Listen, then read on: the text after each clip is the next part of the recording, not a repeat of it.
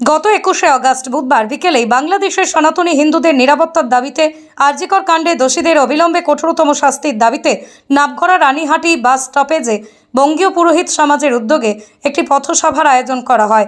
এদিনের এই পথসভায় উপস্থিত ছিলেন অভিলাষ ঘোষ, উপস্থিত ছিলেন বঙ্গীয় পুরোহিত সমাজের সভাপতি শুভঙ্কর চক্রবর্তী, উপস্থিত ছিলেন দীপঙ্কর চক্রবর্তী সহ সংগঠনের অন্যান্য সদস্যরা।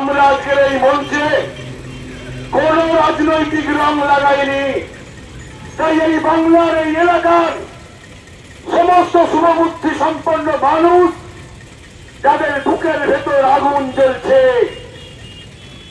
তাদেরকে আহ্বান জানাচ্ছি, চলে আসুন। প্রতিবাদের ভাষাকে আরো তীব্র করবার জন্য। নিশ্চয়ই জানেন যে 9ই আগস্ট আরজিকরে যেভাবে মহিলা যে টেস্টি ডিপার্টমেন্টের ডাক্তারকে যেভাবে নৃশংসভাবে হত্যা করা হয়েছে, খুন এবং ধর্ষণ করা হয়েছে, আজকে শহর থেকে গ্রাম গ্রামান্তর আজকে সবাই ঠিক এর প্রতিবাদের জন্য রাস্তায় নেমেছে এবং যে আসল দোষীদের অবিলম্বে শাস্তি দিতে হবে, কঠোর থেকে কঠোরতম শাস্তি চাই।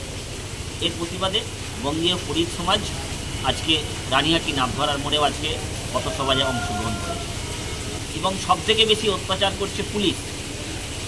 পুলিশ যেভাবে লাঠিচার্জ এবং যেভাবে আমাদের এই প্রতিবাদের কণ্ঠকে রোধ করতে চাইছে, আমি পুলিশের বিরুদ্ধে শুধু একটা কথা বলতে চাই, যে সকল পুলিশ এখনও শিরদাঁড়া বিকিয়ে দেয়নি, সেই পুলিশকে একটা কথা আমরা বলবো বঙ্গীয় পুরোহিত সমাজের পক্ষ থেকে, যে পুলিশ তুমি আসতে চলো, তোমার মেয়েও হচ্ছে বড়, আগামী দিনে তোমার সঙ্গে ঘটনা ঘটতে পারে, তখন কিভাবে এর প্রতিরোধ করবে।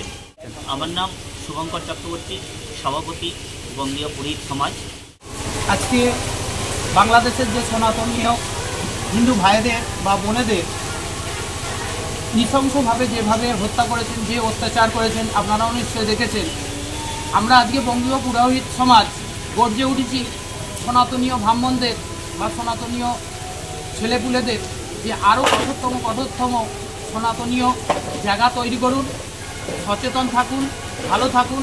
আমরা এর প্রতিবাদে বঙ্গীয় পুরোহিত সমাজ আজকে আন্দোলন বা পথসভা করেছি। নমস্কার, আমি দীপঙ্কর চক্রবর্তী। ব্যুরো রিপোর্ট, আমার কলম।